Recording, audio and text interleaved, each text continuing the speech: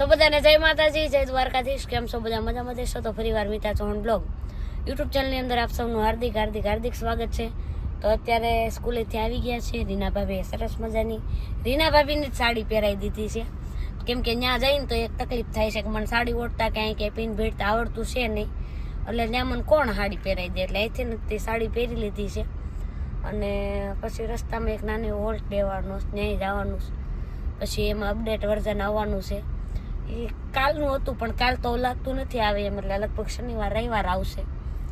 પણ જઈએ છીએ પ્રોગ્રામમાં. હવે ત્યાં જઈને કેવો પ્રોગ્રામ છે એ તમને જોવા માટે મારા વ્લોગમાં કન્ટિન્યુ બિના કરજો. અને મારે વળતા ગાડી શીખવાની છે. આ વખતે પાકી વાત છે કે હું વ્લોગ ઉતારીશ ગાડીનો, કેમ કે ગઈ વખતે મેં ઉતાર્યો હતો નહીં. અને મારા હારે અત્યારે પીજીભાઈ ને વિશાલભાઈ બે આવવાના છે. વિશાલભાઈ જાતો નથી, નોકરી કરવી ગમતી નહીં, કપાતરને આવે એટલે હમણાં તમે ભાડો ને એમ ખીજાવે એને, પણ એ મારું કઈ ગાંઠતો નહીં. સારું, હાલો કન્ટિન્યુ વ્લોગમાં રહેજો.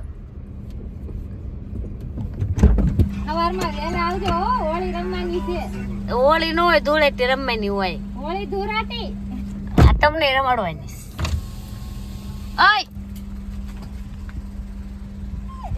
આજ મારા રીના ભાભી નથી આવતા, મને બહુ દુઃખ થાય છે. કેમ કે હું મને મેકઅપ ને હેરસ્ટાઈલ કોણ કરી દેશે, પણ હવે કાંઈ કરશું. હાય છે બીજું હું, એના આગળ શું કહેવાય સ્ટ્રેટનિંગ ને એવું મરાઈ દીધું છે. પણ હવે આવે તઈ આ પ્રોગ્રામમાં નહીં આવે, કાલનો પ્રોગ્રામમાં આવશે. બીજી ભાઈ કાલના પ્રોગ્રામમાં આવશે ને? હવે એની તો મને ન ખબર હોય, હું આવી છું પાકું. બાકી વાત છે ને, આપણે કાલ કોમલીન ઘરે પ્રોગ્રામ છે કરવા જવાનો છે. કોણ ને? કોમલના ઘરે. ના એટલે એ આમ ગોતું દાદુ મારે બોલ. હોયશા. હોયશા. હા. આય વાંધો નહીં, જઈશું બધા. તો છે ને અમે આવી ગયા છીએ કટારિયા શોરૂમમાં, મારુતિ સુઝુકીમાં. મારે ગાડી બદલાવી છે, ઇકો દઈ દેવાની છે. તો કે દઈ દીધી છે. હા, મેં દો પડી. અને એની બાજુમાં જે મારા નામ ઉપર બીજી ગાડી હાલે છે ને એવડી એ પડી છે. હવે ત્રીજી ગાડી માતાજીની મેળથી કરવાની છે. હવે ડિલિવરી ક્યારે થાય એ નથી, એટલે આ સિલેક્શનમાં જાઉં. પછી તમને આગળના વ્લોગમાં બતાવીશ કઈ ટાઈપની છે ને મેં નવું ગાડીનું સિલેક્શન કર્યું છે. તો આગળનો વ્લોગ એ જોજો, આપણે નવી ગાડી લેવાની અંદર કરીએ છીએ. હવે છે ને હું ગાડી સિલેક્ટ કરવા જાઉં. અંદર 2-3 ગાડી જોઈ, એમાં કેવી હતી ઓલી બ્રેઝા એવી ગાડી હતી, પણ ખબર નથી પડતી. કેમ ખબર નથી પડતી? ગાડી નામ નથી આવડતું, પણ ગાડી તો લેવી. આ ગમે છે કઈ કેવું બ્રેઝા, તારું મોઢું નહીં દેખાય. એ જોવાનું છે. પેલા કઈ ગાડીમાંથી મને આગળનો રસ્તો દેખાશે, પછી એ પ્રમાણે મારે ગાડી સિલેક્ટ. આ પાછી હું છે ઉસી બહુ આવે ને એટલે તારું મોઢું તો આવતું નાની એવી રહી. પાછી મારા પાસે પ્રોગ્રામમાં તો 2 ઓછીકા નાખવા પડે, તો આમાં લગભગ 3 નાખવા પડશે. ગાડી આવે એનું ક્લચ ને પેડલ ને બધું આવે ને બધું ઉપર જેવું લેવું છે. બાકી કોઈને ફાવે ન ફાવે, મને ફાવી જોવે બસ. જો આટલી બધી ગાડી પડી છે, એમાં ગમે છે કઈ અલ્ટિકા લેવી છે? હારી થઈ છે.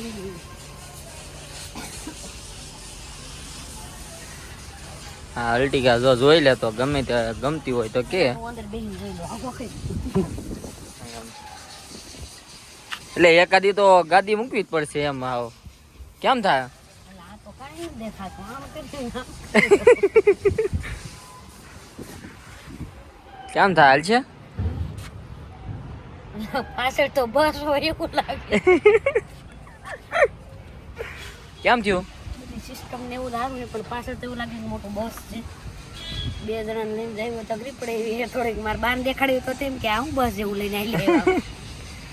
એટલે મગજમાં બેઠી હે, પણ હજી કોઈ વિચાર કરવી કઈ લઈ. આગળના વ્લોગમાં બતાવીશ તમને કઈ ગાડી દોડાવું છું. તમારા બીજા બેને છે ને થોડીક વાર આરામ કરી લીધો. આમને એમ થયું 1 લાખ ખાઈ લ્યું, ભાઈ 1 લાખ કાકડિયા કઈકડા જાગી ગઈ. આ પછી કે જીંગ ભાઈ જેને એવું લઈ આવો, મેં કીધું 1 લાખ ખાઈ લી. 20 રૂપિયા બસે કા વિચાર નો બચ્યા કાકડિયા કઈકડા જાગી નો ભેગું છું. મારે બેટાને એકલા ખાવું, એમ થોડી ખાવ દઉં છું. તેમ કે ચા પીવી ઊભી રાખો જા. પેલા ન કહેવાય તો ના સાહેબ પાઈ દે તને. મને કીધું હું કઈ કીધું તો હું ખાવું એમ તો આરોર કહેવાય ને કે ચાય પીવી એમ. હા એમ. આગળથી ઓલા ઉસ્તાદની દુકાન આવે ને ત્યાં પીવી. ઉસ્તાદની દુકાન? હા આવે હે. કોની ઉસ્તાદ? પછી હું રણજીત, શું નામ હે? રણજીત. હું ભૂલી ગયો. કઈક નામ હે, મને ન આવડે. બોલાઈ ગયું. ના ચા પીવાની એવું છે. જોડે ભાઈ મનોરંજન કરીએ અને ખાઈએ છે પેટ પૂજા થોડી કરવી છે ના મળ્યું ન પહેલેથી સહી જ તે હા એટલે એમાં કાંઈ ઘટે નહીં પહેલેથી નથી છે ભૂખની બારે ભલ ભૂખ બળો લઈ જાય બાકી ખાવાનું એ પાક કઈ વધે ભલે નહીં એમ હા બાકી ખાઈ પીને મોજ જ કરવાની કોઈ કમેન્ટ કરશે બોલી તો છે ને ફાઇનલી અમે પ્રોગ્રામ પૂરો કરીને નીકળી ગયા. શરૂઆતમાં તો અવાજ આવેલો હતો પણ બીજા રાઉન્ડમાં ખબર નહીં કઈ રીતે, કેમ કે 2 દિવસથી ગળું બળતું હતું ને ઉધરાસ થતી હતી આવતી હતી એટલે અવાજ જરીક કેવડાવતો હતો. બીજા રાઉન્ડમાં તો વધારે કેવડાવ્યો પણ કાંઈ વાંધો નહીં, મજા આવી પ્રોગ્રામમાં. પણ અહીંથી જતા હતા ને ત્યારે એવો બનાવ બન્યો. હાજી ડેમ આગળ છે ને અમને પોલીસવાળાએ રોક્યા અને દંડ આપતા હતા બહુ બધો મોટો, કેમ કે ગાડીનું બધું ઓકે જ હતું પણ જે અમારી આગળ હેડલાઇટ કહેવાય ને એને કઈ લાઇટ કહેવાય વિશાલ? વ્હાઈટ લાઈટ કરી વ્હાઈટ લાઇટ હતી, એલઈડી મારેલી એલઈડી હતી. એલઈડી છે એવડી એવડી જ હતી. હમણાં તમને બતાવું નીચે છે આમ આગળ ચિપ્સ ખાવા ઉભા રહીને હા એવડી એવડી જ છે. તોય મારા બેટા દંડ આપતા હતા પોલીસ વાળા. એમને કોણ સમજાવે કે અમારી તો એક વાર ગાડી હોય હા નાની એવી માણા પ્રમાણે ગાડી હોય. અમુક જગ્યાએ એવી છે જ્યાં એમ જાતા હોય ને જો બિલકુલ લાઇટ હોય નહીં, તો એ વસ્તુનું તમે કમેન્ટ કરજો. અને અત્યારે તો વ્હાઈટ લાઇટ છે કહું, ઘણી બધી કંપની વાળા વ્હાઈટ લાઇટ આપતા જ હોય છે. તો એને કઈ બાબતનો અમારો દંડ લીધો, જો કે એમ દીધો નહીં જ, દીધો કે નથી દીધો એ બે નંબરની વાત છે, પણ દંડ અમારો કયો લેતા હતા એ અમને ખબર ન પડી. એલઈડી લાઇટ એવડી એવડી છે. ઘણી ગાડીઓ એવી છે કે જેને કંપનીમાંથી ને મોટી અવડી એવડી લાઇટો આપતા હોય ને વિચાર, હા બહુ મોટી આવે બહુ મોટી આપતા હોય. પણ અમારી અવડી એવડી ગાડી અને અવડી એવડી લાઇટો એની અમને આપતા હતા. કાપી છે ભાઈ. અને જો અત્યારે આ જ રોડ છે તો અમારી રોડ ઉપર અમારે લાઇટ જ નથી. જો આ રોડમાં પીળી લાઈટ હોય એટલે ખાડા થોડાક પણ ન દેખાય, એટલા માટે અમારે રાખવી પડે છે. અને અમારા ગામડામાં જાય અહીંયા લાઈટ જ નથી હોતી, રસ્તા એવા હોય છે ખરાબ, તો શું કરવું? અને ઘણી વાર એવું થતું હોય છે કે આમ ઘણા પ્રોગ્રામમાં જઈને બિલકુલ રોડ ઉપર લાઈટ ન હોય અને ખાડા દવડાવડા મોટા માર જવડા ગોઠણમાં એમ. તું તો પણ નાની એમથી જ છો. હા તો પણ મારે ગોઠણમાં ખાડો એટલે વ્હીલનું માર ટાયર ડૂબી જાય. ઠેકા એ વાત છે.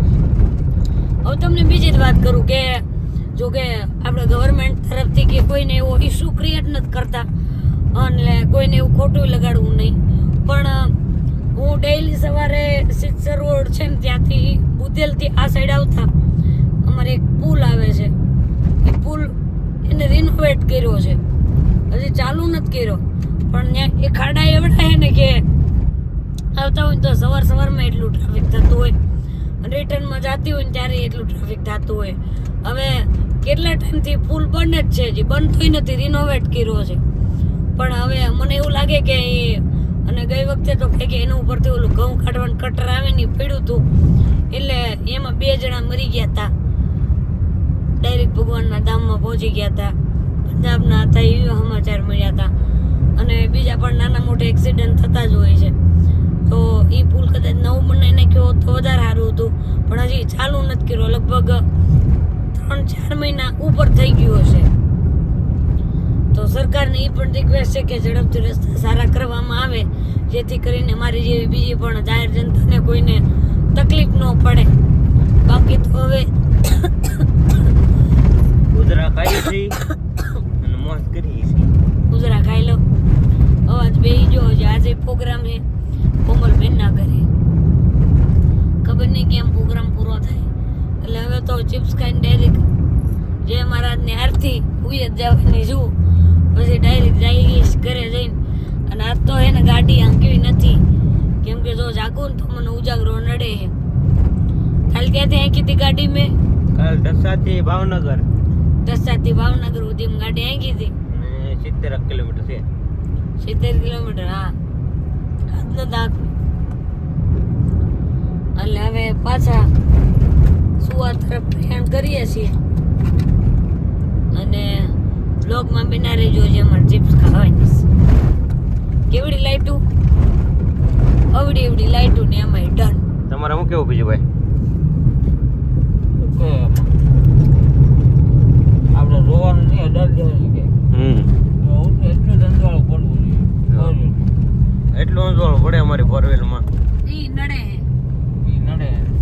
હવે બંધ કરીએ તો જો બંધ કરે છે કેવું દેખાય તમે જોજો. આમ થાય જો અમારે કૂતરું ગરમ લાગે તો એ ઉપાડી જો. ચિપ્સ આવી ગઈ છે અને હવાર પડતું જાય. તમારે ખાવી તો આવો. હવાર પડતું જાય હમ એમ અવાજ બેહતો જાય.